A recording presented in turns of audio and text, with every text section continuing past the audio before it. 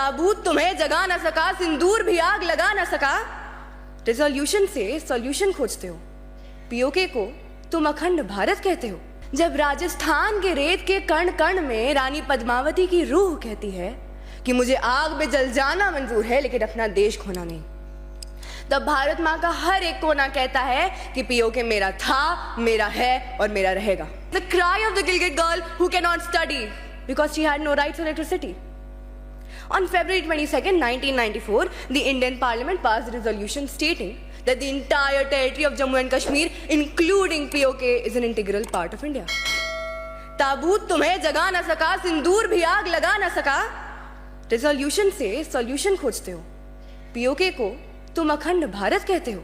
जब राजस्थान के रेत के कण कण में रानी पद्मावती की रूह कहती है कि मुझे आग में जल जाना मंजूर है लेकिन अपना देश खोना नहीं, तब भारत माँ का हर एक कोना कहता है कि पीओके मेरा था, मेरा है और मेरा रहेगा। Respected Speaker, today I stand in front of you not just as a delegate. I stand as the voice of the Muzaffarabad mother whose son never returned from protest.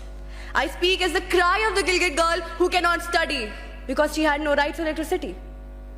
On February 22nd, 1994, the Indian Parliament passed a resolution stating that the entire territory of Jammu and Kashmir, including POK, is an integral part of India. But it's been almost 30 years. क्या बदला? कुछ नहीं. In fact, 1994 से अब तक India के ऊपर 109 बार terrorist attacks हो चुके हैं. Now let me not just speak in abstracts, let me show you the truth. First, POK protest 2024. Mirpur, Muzaffarabad, Rawalakot ने इंडिया के नाम के पोस्टर्स लगाए, वी वांट इंडिया के नारे लगाए और इसके बदले में पाकिस्तान की सिक्योरिटी फोर्सेस ने अपने ही सो कॉल्ड लोगों पे गोलियां चला दी, जिसमें से 4 लोग मारे गए और 70 से ज्यादा लोग घायल हो गए. Second, human right abuse.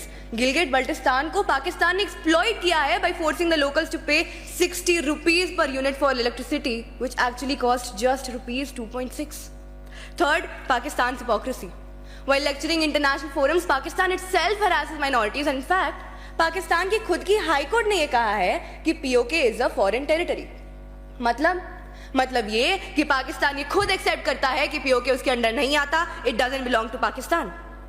And let me make one thing very clear. Pakistan has illegally occupied POK since 1947 and had turned that region into a terrorist breeding ground, home to Lashkar-e-Taiba, Hizbul and Jaish-e-Mohammed. Also, POK has become a terror capital.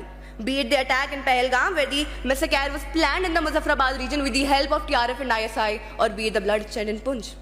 और इन सब के बावजूद पाकिस्तान के पास ना कोई सबूत है, ना कोई जवाब, सिर्फ एक खामोशी है. और जब जवाब देने की बारी आई तो पाकिस्तान ने ये कह दिया कि जाके सोशल मीडिया देख लो. ये कोई डिप्लोमेटिक जवाब नहीं है.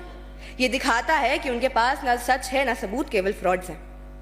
Although the Resistance Front, Pakistan's backed terror group, has been declared terrorist organization by US, but the 22nd February 1994 resolution demands more than just a declaration, ladies and gentlemen.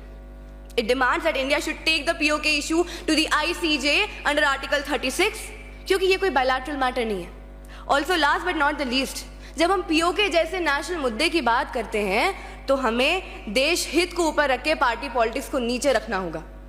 The government must build a strong national consensus across all party lines. At the end, I just want to conclude by saying, POK को तुम अखंड भारत कहते हो. उनमें दर्द है, भूख है, लाचारी है, पीड़ा है और तुम चैन से सोते हो. ताबूत तुम्हें जगा ना सका, सिंदूर भी आग लगा ना सका. रेजोल्यूशन से सॉल्यूशन खोजते हो, POK को तुम अखंड भारत कहते हो. जय हिंद.